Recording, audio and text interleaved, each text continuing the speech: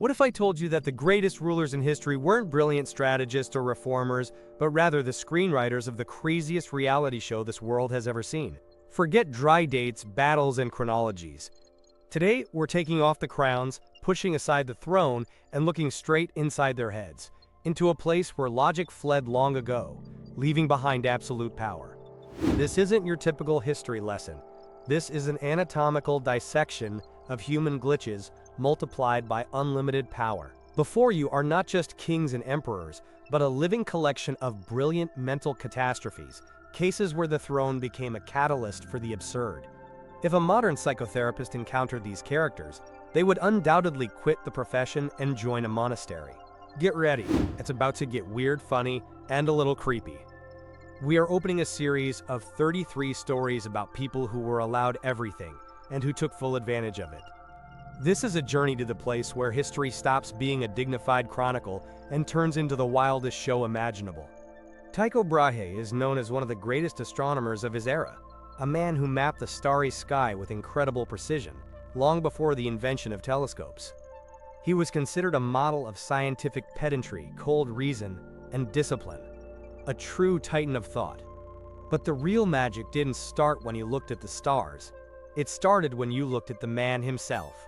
Let's start with the nose. Tycho lost his real nose in a duel with his own cousin. The reason? A mathematical dispute. Two young aristocrats argued over who was the better mathematician and decided to settle it with swords. The result? A severed nose.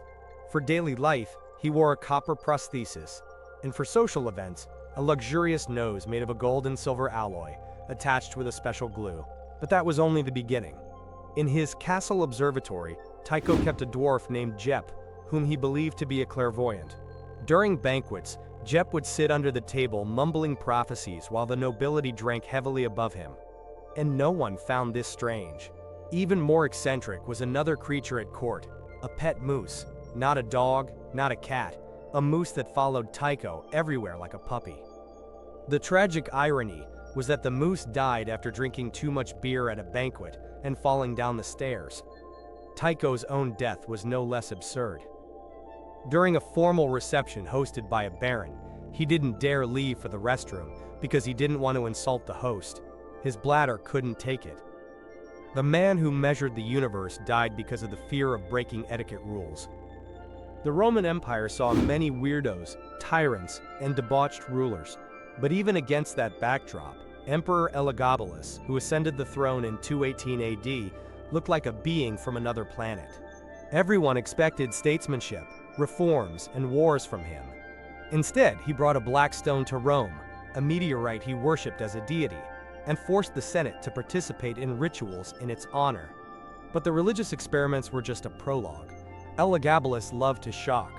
He insisted on being addressed not as a lord, but as a lady, appeared in public in women's robes and wigs, and openly spoke about changing his identity.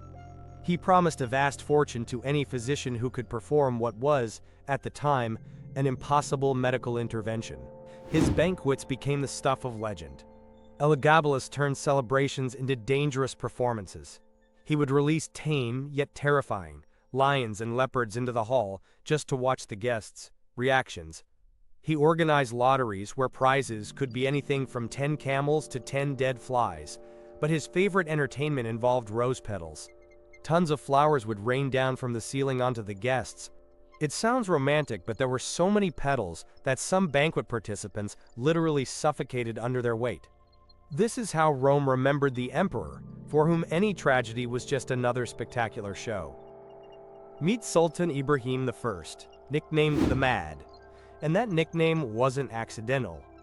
For 20 years of his life, his childhood and youth, Ibrahim lived in the Cathays, a luxurious but isolated prison for Ottoman princes. There, they waited for either the throne or death at the hands of an older brother. Such a start in life doesn't pass without consequences. When Ibrahim finally became sultan, his already fragile psyche completely snapped. Imagine, a man, after 2 decades of seclusion, suddenly receives absolute power, unlimited resources, and the right to any whim. He was obsessed with 2 things: luxurious furs and women. The palace walls were covered in sable skins, which cost the state treasury a fortune. The Sultan's strangest passion was women of a very specific appearance. He ordered agents throughout the empire to find the heaviest woman imaginable.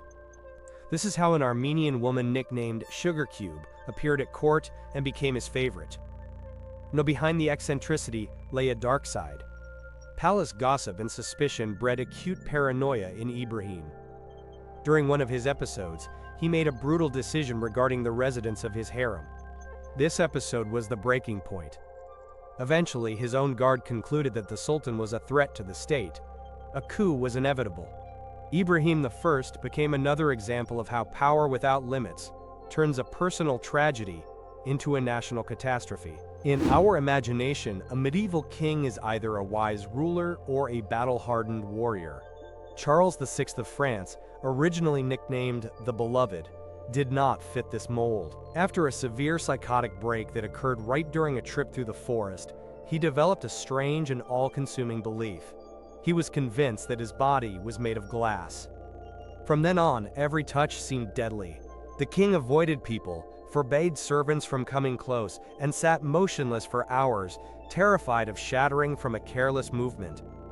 His fear was so intense that he ordered iron rods to be sewn into his clothes to somehow protect himself from his imaginary fragility. While the Glass King was afraid to sit on a chair for fear of breaking, his country was experiencing a real catastrophe. France was torn by internal strife and consumed by the fires of the 100 Years' War.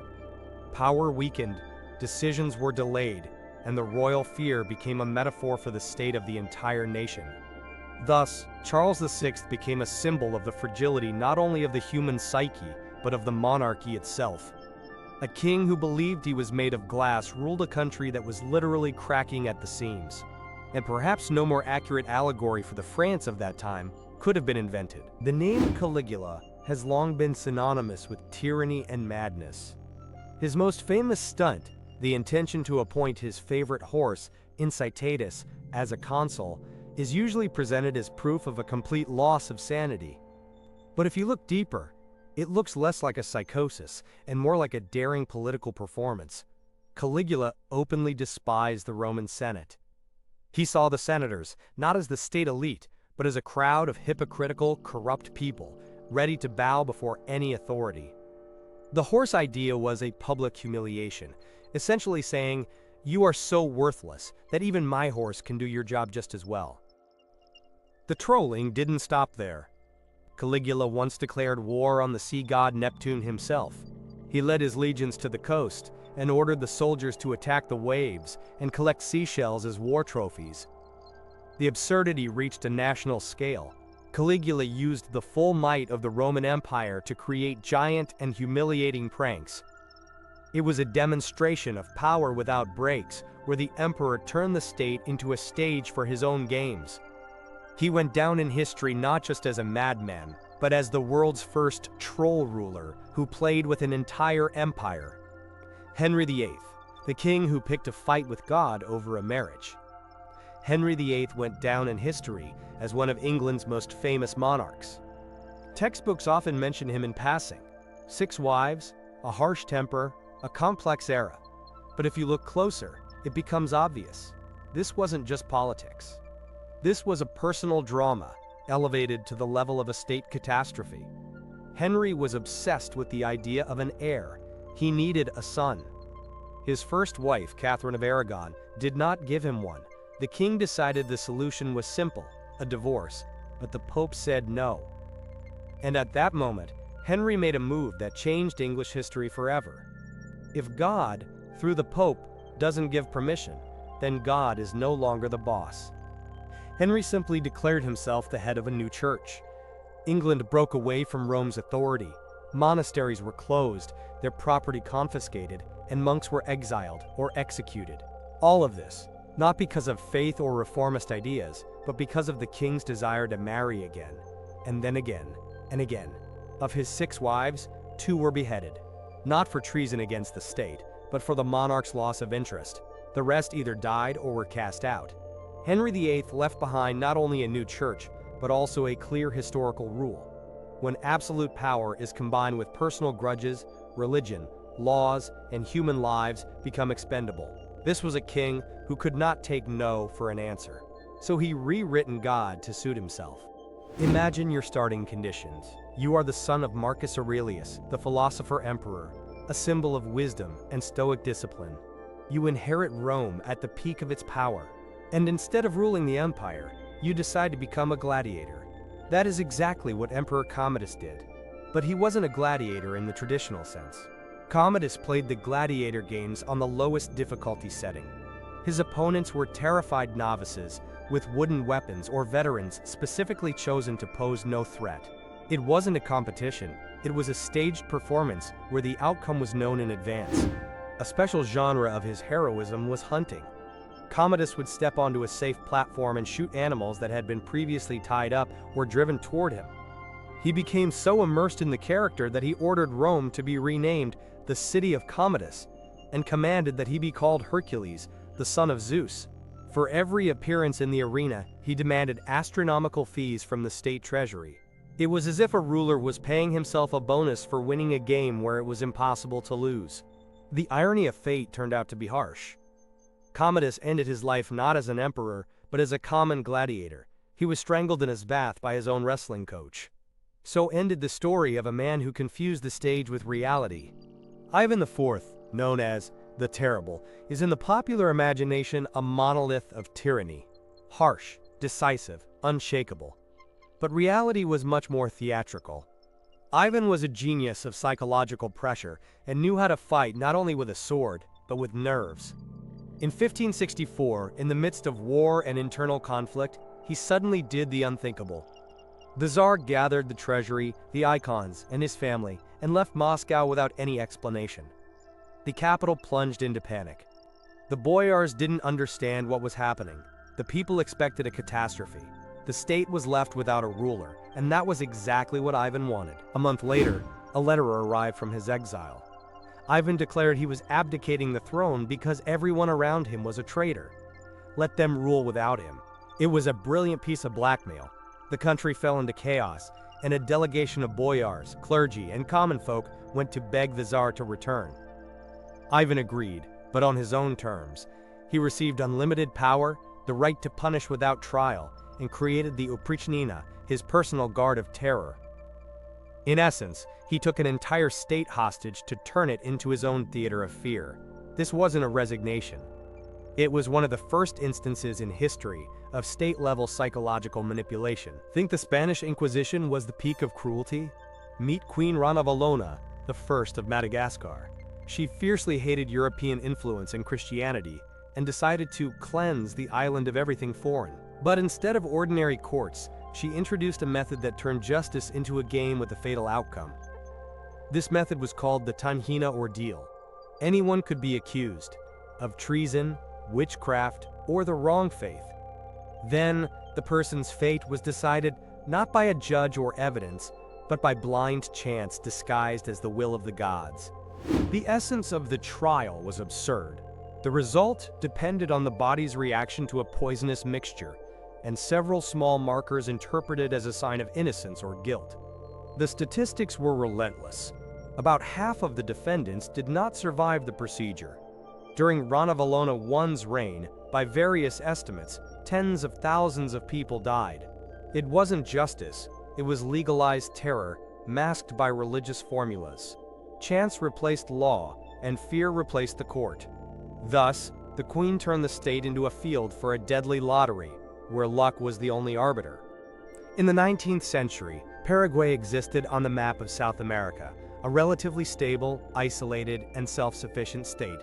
Everything changed when Marshal Francisco Solano Lopez came to power. He was a sincere fan of Napoleon Bonaparte.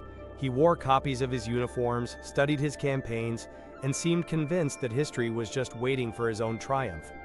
Lopez saw himself as an unrecognized military genius. It seemed to him that the Paraguayan army was invincible, and that his neighbors were merely backdrops for his future glory. In 1864, he decided to prove this for no particular reason, simply because he could. Paraguay simultaneously entered a war against Brazil, Argentina, and Uruguay, three states that, combined, were significantly stronger than his own. The consequences were catastrophic. The war, known as the Paraguayan War, became the bloodiest conflict in South American history. It lasted for years and ended in the total collapse of Paraguay. By various estimates, up to 90% of the country's male population died. The state was literally wiped off the demographic map. This wasn't just a defeat in war, it was a monument to human ego. One ruler, consumed by his own greatness, turned an entire nation into a victim of his ambition. Napoleon's bicorn hat turned out to be too heavy for a head that wore it only in its imagination. Let's travel back to ancient times, into the world of biblical legends. There, Nimrod takes the stage, the first king after the Great Flood, and according to legend, the founder of Babylon. He was so powerful that ordinary royal authority seemed boring to him. Nimrod wanted more, to challenge God himself. Thus, the idea of the Tower of Babel was born. The project was simple and daring, to build a structure of such height that it could reach the heavens. According to one version, to place his own throne there and rule the world from above. According to another, to be prepared for a new flood, or even for a direct confrontation with divine power.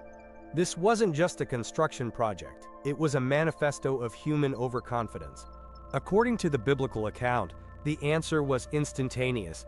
God didn't destroy the tower with lightning or wipe out the builders. He did something much more subtle. He confused their languages. People stopped understanding each other. The common cause became impossible, and the grandiose project crumbled on its own. Construction stopped, people scattered across the world, and the Tower of Babel remained a symbol of how excessive overconfidence collapses without a single blow. One king wanted to reach the sky, and ended up giving humanity a language barrier. Perhaps it was history's first startup to be shut down by the investor. Imagine a king who sincerely hates the very concept of power. He is disgusted by wars, politics, meetings, and official receptions. All he wants is to live in a world of myths, music, and fantasy. Such was Ludwig II of Bavaria, known as the fairy tale king. Instead of ruling the state, he decided to build his own reality. Using state funds, and later personal loans, Ludwig began erecting castles that looked like sets for Richard Wagner's operas. The most famous of them is Neuschwanstein, a castle that seems to float above a cliff. Inside, Ludwig created entire fictional worlds where the king could hide from reality. Fantasies were expensive. The costs were so colossal that Bavaria was on the brink of bankruptcy. Ministers begged the king to stop, but Ludwig lived in his own world. In one of the palaces, he even created an artificial grotto with a lake, where he floated in a gilded swan-shaped boat while listening to opera arias. Eventually, the government's patience ran out. Ludwig was declared insane and removed from power. A few days later, he was found dead in a lake under mysterious circumstances. He wanted so badly to live in a fairy tale that he didn't notice it turning into a thriller. The king who fled reality eventually became its victim. Christian VII of Denmark was formerly an enlightened, 18th century monarch, a patron of the arts and sciences. No, behind the facade of an educated ruler lay a severe mental illness. The king suffered from deep disorders, acting impulsively and often like a cruel child who had gained access to unlimited power. He would escape from the palace, run through the streets of Copenhagen, and smash windows just for fun. Most bizarre was his treatment of his own dog, a mastiff named Gourmand. The king trusted him so much that he once officially appointed the dog a member of the state council. The animal participated in meetings, and his paw was jokingly pressed onto state documents as a seal. Denmark had a ruler who found it harder to trust a human than a dog. The power vacuum couldn't last forever. It was filled by the king's personal physician, the German Johann Friedrich Struensee. He was clever, ambitious, and understood perfectly that the real ruler of Denmark didn't wear a crown.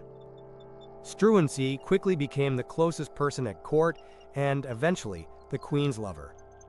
In fact, it was the doctor who ruled the country, issuing laws in the name of the mentally unstable monarch.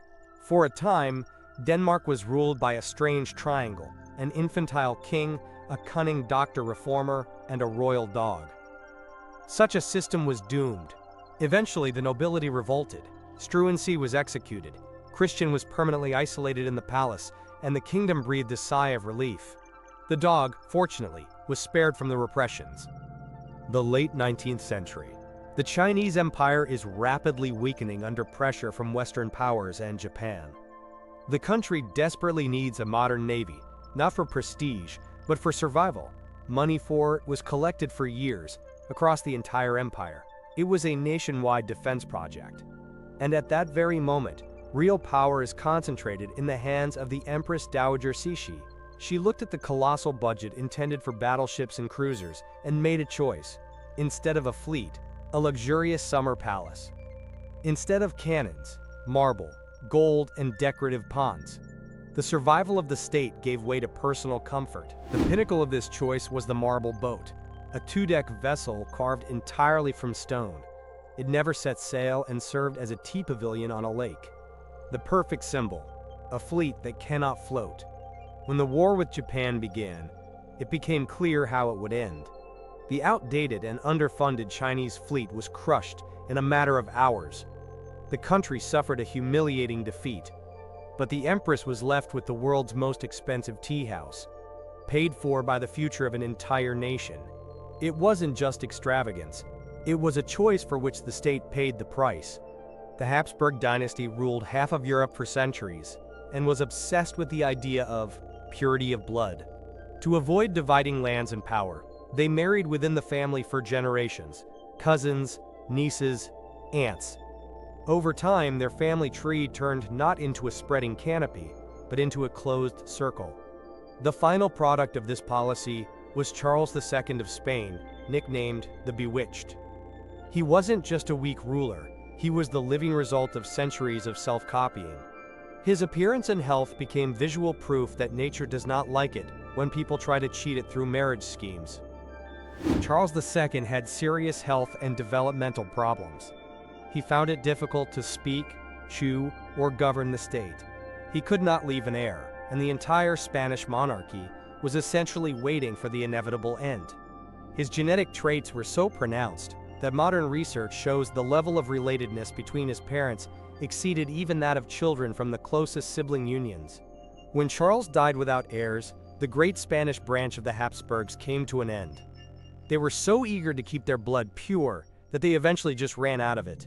This was not only a biological catastrophe but a political one, an example of how the fear of losing power leads to its total disappearance. Charles VI of the Holy Roman Empire, the emperor who lived in constant fear of being eaten. Charles VI was one of the most powerful people in Europe, the formal head of the Holy Roman Empire. But behind the closed doors of the palace, he lived the life not of a lord, but of a hostage to his own paranoia. His mind was gradually filled with intrusive fears, the main one being as absurd as it was sincere. Charles was convinced that his enemies planned not just to poison him, but to literally eat him. This fear defined his every day. The emperor almost never ate alone. Before every meal, the food had to be tasted by servants, cooks, sometimes even random courtiers. If someone looked too energetic, it seemed suspicious. If too sluggish, even worse. Charles could sit for hours at the table without touching the food, staring intently at the meat, bread, and wine as if they were about to pounce on him first. Charles's paranoia was not limited to food. He was afraid of water, so he could go weeks without washing, suspecting the bath was poisoned. He didn't trust barbers and cut his own nails, clumsily and painfully. He avoided physical contact, often failed to recognize his own wife and children, and sometimes froze in a complete stupor, staring at a single point for hours. And all of this, at the center of one of the world's greatest empires. The scariest part was that the state continued to function. Decrees were issued, wars were planned, taxes were collected, as if nothing was happening. The Holy Roman Empire existed in standby mode. Today the emperor speaks, tomorrow he is silent, the day after he recognizes no one. It was living proof that absolute power doesn't heal the psyche, it only masks its destruction. Charles VI ruled an empire while being afraid of his own shadow, and the whole world was forced to pretend that this was normal. The Zhengde emperor of the Ming dynasty inherited one of the most powerful states in the world. But ruling it was frankly boring to him. State affairs, audiences, rituals, all of it seemed like an unnecessary burden. So he found an original way out. He created an alter ego. Thus appeared the fictional General Zhu Shou. Formally, the emperor remained in the palace, but in reality, Zheng De would transform himself into his, quote, general, go on campaigns, command troops, and carry out orders that he himself had just signed as emperor. The state found itself in a strange game, where one person played two roles at once. The game went too far. Zheng De would disappear from the capital for months, leading, quote, military campaigns, often against imaginary enemies. He would organize triumphal returns, greeting himself as emperor and rewarding himself as general. Parallel to this, another reality existed, the Leopard House, a residence for entertainment where he drank, hunted, and lived outside any rules. Ministers didn't always know who they were reporting to, the emperor or his fictional commander. While the state tried to guess who was in power today, the management of the empire slowly slid into chaos. Thus, absolute power turned into a role-playing game without an audience, where the emperor played with himself and the country paid the real-world consequences. King George III went down in history as the ruler under whom the British Empire lost its American colonies. But political defeats were only external manifestations of his personal tragedy. Over the years, the king suffered from a severe mental disorder that made his behavior increasingly strange and uncontrollable. During his episodes, he could speak non-stop for hours, sometimes for an entire day, until he lost his strength. He wrote multi-page letters filled with chaotic thoughts. His mind turned into an endless stream of words that he could not stop. One of the most famous episodes occurred in Windsor Park. During a walk, George suddenly stopped the carriage, approached a large oak tree, and began shaking its branches, believing it was King Frederick the Great of Prussia. He held a serious political conversation with the tree, as if it were a real diplomatic reception. Over time, the king's condition worsened to the point where he lost the ability to rule. A regency was introduced, and George himself spent the final years of his life in isolation. This was the tragic story of a man who managed an empire, but could not manage his own mind. The king who negotiated with an oak tree became a symbol of the fragile line between power and helplessness. In the 17th century, simple and clear things were expected from a queen: a strategic marriage, heirs, and obedience to tradition. Christina of Sweden ignored these rules with a cold smile. She was brilliantly educated, knew several languages, corresponded with philosophers, and was far more interested in science than in balls and etiquette. Her court resembled an intellectual salon more than a royal palace. Christina wore men's clothing, neglected court ceremonies, and openly despised marriage as a political tool. No, the main problem was something else. She was bored with being queen. State papers, audiences, and endless compromises seemed like a waste of time.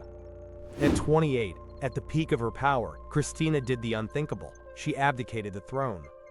Not because of defeat, not because of illness, but because of a lack of interest.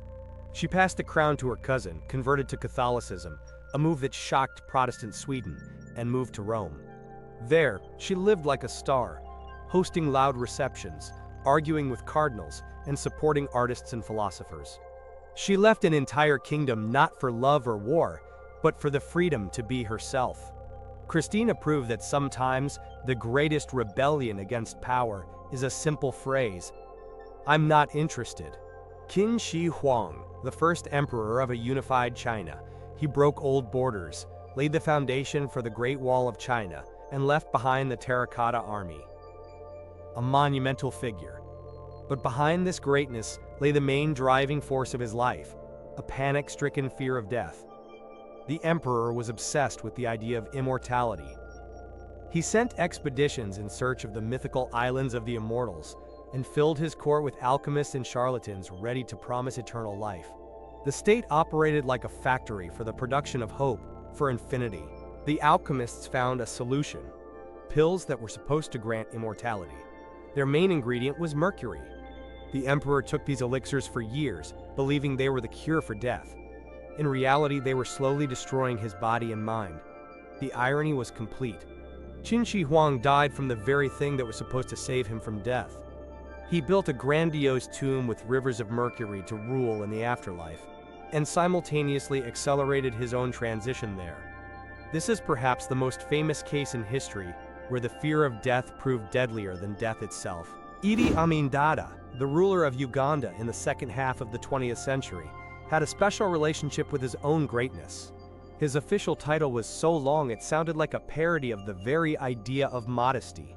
He called himself President for Life, Field Marshal, Conqueror of the British Empire in Africa, and Lord of all the beasts of the earth and fishes of the sea. A special place in his fantasies was occupied by Scotland. Amin loved bagpipes, wore a kilt, and at one point simply proclaimed himself the King of Scotland. No basis, no consent, just absolute confidence in his own right. He sent letters to the British Crown, signing off familiarly and condescendingly, as if speaking with equals. Behind this eccentric performance lay a harsh reality. Idi Amin's rule was accompanied by mass repressions and the expulsion of entire communities, which destroyed the country's economy. His public antics created the breach Redelm, Nero, and his great Roman fire performance, the most failed PR move in history. The legend of Nero is known to everyone. Rome is burning, and the emperor stands aside playing the lyre, reciting poems about the fall of Troy. The perfect Nero was so consumed by the Ferdinand I, the Austrian emperor, with a single catchphrase for all occasions. Ferdinand I was a product of the same Habsburg genetic experiment as Charles II of Spain. Fortunately for the empire, the consequences weren't quite as catastrophic, but he still suffered from epilepsy, hydrocephalus, and severe cognitive impairments. He was physically an emperor, but mentally, completely unprepared to govern a complex, multi-ethnic state. He could hardly make decisions on his own. When advisors brought him documents to sign, or asked him to resolve complex state issues, Ferdinand would listen intently, nod, put on a very serious face, and finally utter the phrase that became his universal answer to everything. It's easy to say. To him, it was magical. He ended every conversation with it, regardless of the topic. The entire system held together with this formula until one day it failed. When his personal chef informed him that he couldn't prepare his favorite apricot dumplings because apricots weren't in season, Ferdinand suddenly showed character for the first time in his life. He stomped his foot and shouted indignantly, "I am the emperor and I want dumplings." In fact, the country was ruled by a group of ministers and relatives, while Ferdinand himself was more of a living seal than a real ruler.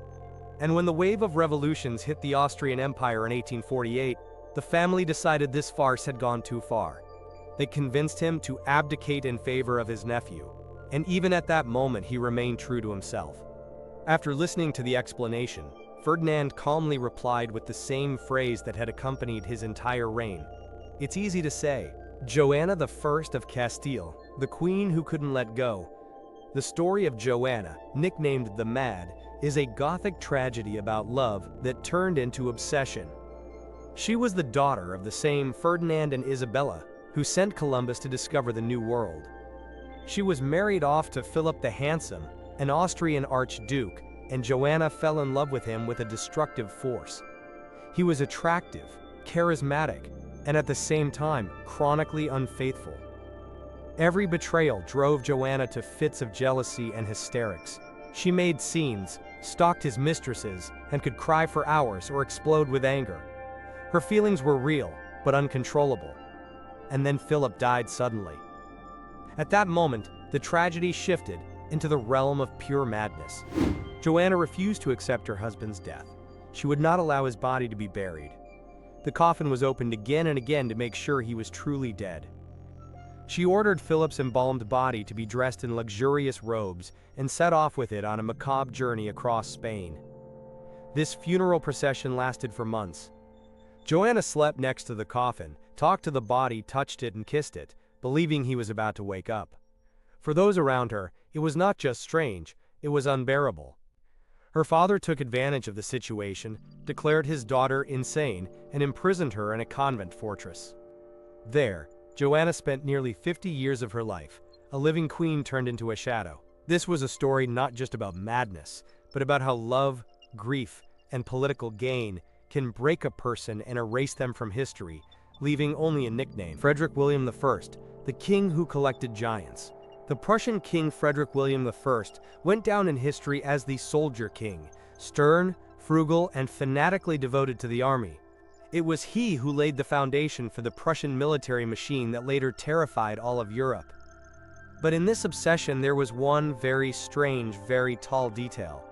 He didn't just want a strong army, he wanted a long army. The king was literally fixated on the height of his soldiers. He created a special regiment known as the Potsdam Giants, where men were recruited who were no shorter than approximately 6 feet 2 inches. For the 18th century, these were true giants. They weren't just recruited, they were collected. The king's agents scoured Europe, buying, coaxing, and sometimes outright kidnapping exceptionally tall men to add to his collection. The king went even further. He encouraged tall soldiers to marry tall women, hoping to breed a race of super soldiers. It wasn't an army, it was a state-scale selection experiment.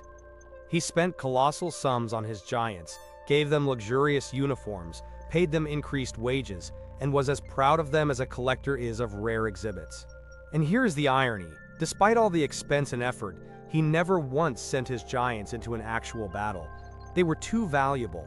The king simply marched with them, admired their height, commissioned portraits, and showed them off to guests. Rumor has it he even tried to stretch ordinary soldiers to make them taller. These were his living, very expensive, and completely impractical toys, a symbol of how a military dream turns into absurd fetishization. Elizabeth Bathory, the countess whose skincare routine was a bit too literal. The Hungarian Countess Elizabeth, or Erzsébet Bathory, went down in history as the Blood Countess. Legend turned her into a living vampire. Supposedly, she killed hundreds of young girls to bathe in their blood and maintain eternal youth. It's a perfect plot for Gothic horror that has terrified Europe for centuries. But if you push aside the myths and look at the context of the era, the picture becomes much more complex. Bathory was an incredibly wealthy and influential widow.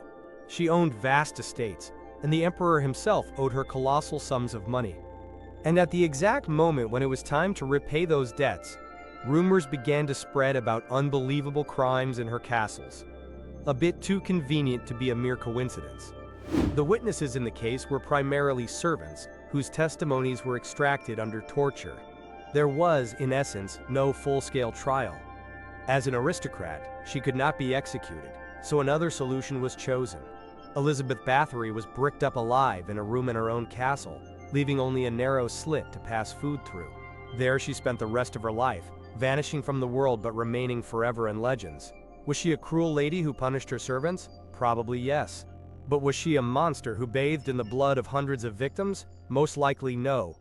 Her story looks like one of the world's most successful smear campaigns, launched with a very practical goal: to avoid repaying debts and to seize her property. In this story, human greed proved scarier than any fictional vampire myth. Pope Stephen VI and the trial of a corpse, when political hatred doesn't stop even after death. Vatican politics in the early Middle Ages was a brutal business. Intrigue, conspiracy, the removal of rivals. But even against that background, what Pope Stephen VI did seems like a step beyond all possible limits. He fiercely hated his predecessor, Pope Formosus. The hatred was so deep that the opponent's death brought him no relief.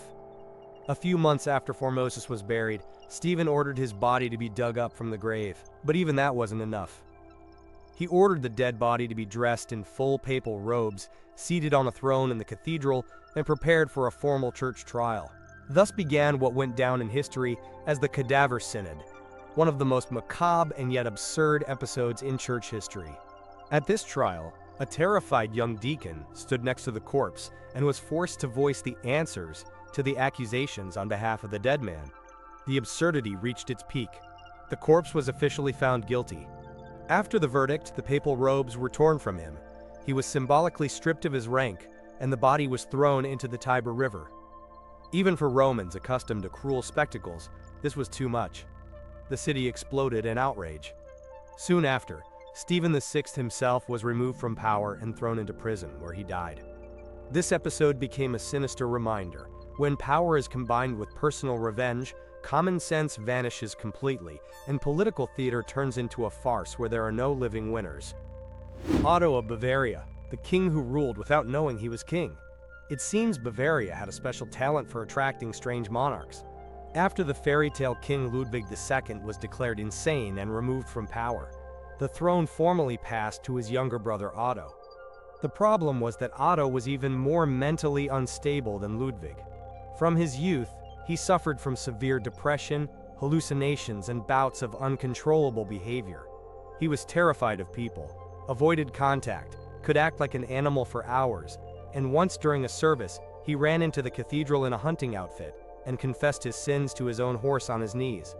To those around him, it was obvious. This man was incapable of managing his own life, let alone a kingdom. Otto was completely isolated from the world in a country palace, and in that state he became the king of Bavaria. Formally, he ruled for 27 years. In reality, not a single day. He was not informed of state affairs, no visitors were allowed to see him. He signed no decrees and made no decisions. The country was ruled by a regent, his uncle, and Otto's name existed only on paper. This was a unique case in history, a state that lived for nearly 3 decades with a ghost king. People knew they had a monarch, but no one ever saw him. His participation in the life of the country was limited to his name being minted on coins and written into official documents. A man who, likely, never realized that he had been wearing a crown all that time. Sultan Muhammad bin Tughlaq, the sultan who moved the capital and forgot about the water. The Sultan of Delhi, Muhammad bin Tughlaq, was a man of grandiose designs. He loved massive, revolutionary decisions, and sincerely considered himself a reformer who thought centuries ahead. The problem was that his ideas were as bold as they were detached from reality. One of his most ambitious ideas was to move the capital from the densely populated and developed Delhi to the city of Daulatabad, located more than 1,000 kilometers away. But the Sultan decided that the move itself wasn't enough. He ordered not only the court and officials to relocate, but the entire population of the capital, to the last family, to the last cat. Millions of people were forced to embark on a months-long march under the scorching sun, leaving behind homes, property, and ancestral graves, because one ruler decided it should be so. Only after the people had traversed the hellish path did a small detail emerge that no one had thought of in advance. Daulatabad catastrophically lacked water for such a huge city. People began to die en masse, first from exhaustion on the road, and then from thirst in the new location. What was intended as a great administrative project turned into a man-made humanitarian catastrophe. Realizing his mistake, the Sultan found nothing better than to issue a new order: return to Delhi. Those who miraculously survived the first march were forced to walk the path a second time, now without strength or hope. When they finally made it back, the former capital was nearly empty. This wasn't just a management failure. It was a tragedy caused by one bad idea multiplied by unlimited power. Gaius Julius Caesar, the man who befriended his captors and then punished them. The name Gaius Julius Caesar is associated with power, genius, and an iron will. But in his youth, a story happened to him that shows his character better than any battle. When Caesar was about 25 years old, his ship was captured by pirates. They demanded a ransom of 20 talents of silver for him. Hearing this amount, Caesar didn't get scared or beg. He laughed and declared that they had undervalued him. In his opinion, he was worth at least 50 talents. While the messengers collected the necessary money, Caesar lived among the pirates for several weeks.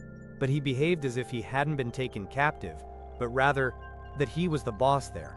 He read them his poems and speeches, demanded they listen carefully, and if the pirates didn't react loudly enough, he called them illiterates. When he wanted to sleep, he ordered them to be quiet. And the whole time he calmly repeated, as soon as he was released, he would return and punish them all. The pirates took his threats as a joke.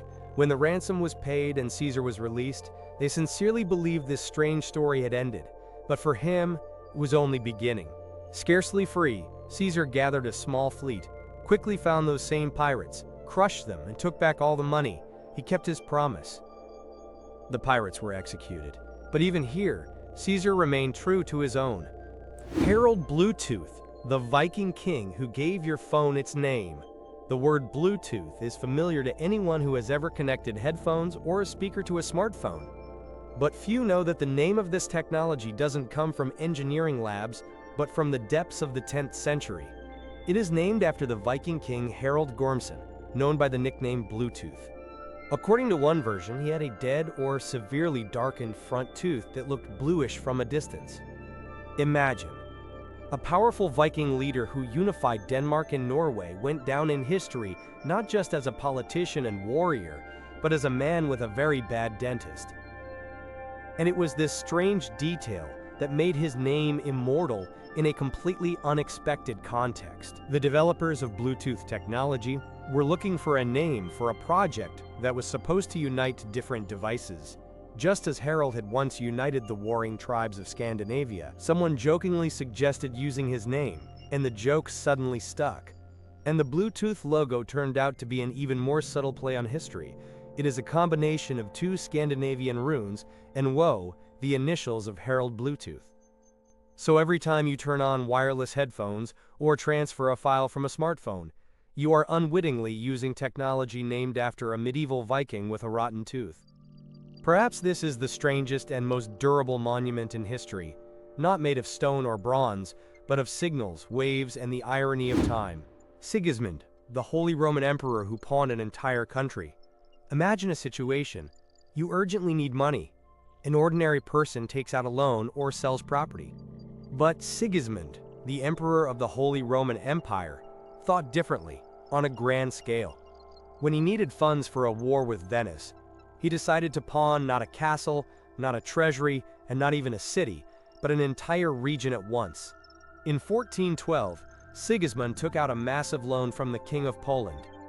As collateral, he left 13 wealthy towns in the Spice region, which formerly belonged to the Kingdom of Hungary, where he was also the ruler. In effect, he gave away a piece of one of his states to finance a war in another. To him, it was just a financial transaction. For the residents of those towns, it was the beginning of a historical absurdity. The contract had a clause that allowed the towns to be bought back at any time. But Sigismund, to put it mildly, was not known for financial discipline. The money was never found. And those 13 towns remained under Polish rule not for a year or a decade, but for nearly 360 years. Generations of people were born and died without ever seeing the buyback. This was an unprecedented case. Entire communities effectively became collateral property. It was as if someone pawned their own house at a pawn shop, and their great-great-grandchildren were still trying to get it back. This episode went down in history as the longest and most territorially extensive pledge agreement ever concluded by a single person who had too much power and too little responsibility. Joshua Norton, the first and only emperor of the United States of America. For dessert, a story not about a monarch by birth, but about a monarch by vocation. In the mid-19th century, an eccentric businessman named Joshua Norton lived in San Francisco. After a failed rice deal, he went bankrupt, and as they said back then, went a little crazy. But instead of disappearing into poverty or falling into despair, Norton found a brilliant way out. In 1859, he appeared in the office of a local newspaper and handed over a document in which, given the will of the majority of citizens, he declared himself Norton Burst Emperor of the United States. And the incredible happened. The city decided to play along. Newspapers began printing his decrees, and the joke gradually turned into a city ritual. In his decrees, Norton dissolved Congress for corruption, ordered the construction of a bridge across the bay, which, ironically, actually appeared many years later, and even introduced a fine for using the word Frisco. Restaurants fed him for free, theaters reserved the best seats for him, and stores accepted currency with his own portrait on it. He became the city's living mascot, its kind legend. When Joshua Norton died, over 10,000 people attended his funeral. He had no army, no treasury, and no formal power. And at the same time, he was perhaps the most beloved and non-conflictual monarch in history. Norton proved one simple thing. To be an emperor, you don't always need a crown and a sword. Sometimes, an idea and a city ready to believe in it is enough.